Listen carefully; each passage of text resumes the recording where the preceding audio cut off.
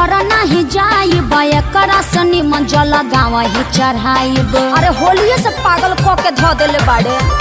देवरू के संगे देव घर नहीं जाइब एकरा से निमन जल गाँव ही चढ़ाइब। रहे सहे के नयन का सहूर बा बानर के लक्षण इनका में भरपूर बा। लौका तुरले बनी का मन करता कि नहीं हर काल है भाग जाए का। फौजी के लोग ना जाला का सावन में रहा तारा सन का। हाँ? भतीजवा के माई जाई का पूछो सदेवा घर जाई का। भतीजवा के मौसी जाई का पूछो सजलवा चढ़ाई का। भतीजा तो रमाइयो जाई का तोरे मौसियो जाई का। भतीजा तोर माईयो जाई का तोर मौसियो जाई का। अरे गाँव से गाड़ी जाते बड़ी सा बुक कराई का। भतीजा तोर माइयो जाई का तोर मौसियो जाई का। भतीजा तोर माईयो जाई का तोर मौसियो जाई का।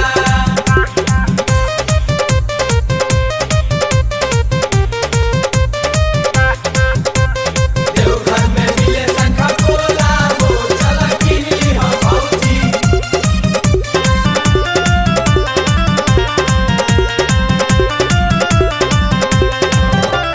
मनवा के साध तोहर पूरा नहीं होई सुनतानी बाबा धाम जाई नहीं कोई। अरे सभे जाता भौजी नोट फोर चिंता जाए के तो सभे के बाबा लगे जाई सुनो का दूरी तो के नोटे न भौजी।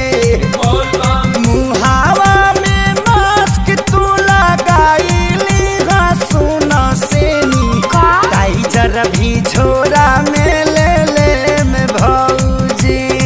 तहर कहाला से गवर्नमेंट बोल मान जाई का। करनवा के माई मुर्दाबाद मुर्दाबाद मुर्दाबाद। गाला फाड़े लगल लोग। फट जाए दी भतीजा तो रमाइयो जाई का तोरे मौसियो जाई का। भतीजा तोर माईयो जाई का तोर मौसियो जाई का।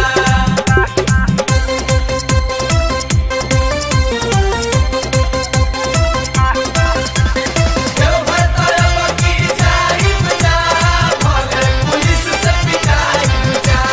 लागे अखिलेश हो मराइल तहर मती रहिया में पुलिस कई दी दुर्गति। अरे कुटा जइबे कस्य तू जुड़ा जी बुनु। केहू में हरा रूलो पर हाथ ना उठावे सुना। हाँ एही से लेके तोहके जाए भौजी।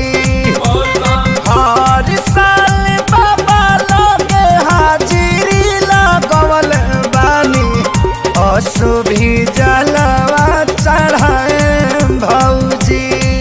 एक खेसारी तोहर दहिया दर्द झेल पाई का। इसी के दूध पी के बॉडी बनल बा। चाचा तू शौक ना पाइबा। चुप तोहरा माई के मास्टरी में 4 हाली नौकरी लगावो। एके पंचायत में पढ़ाई।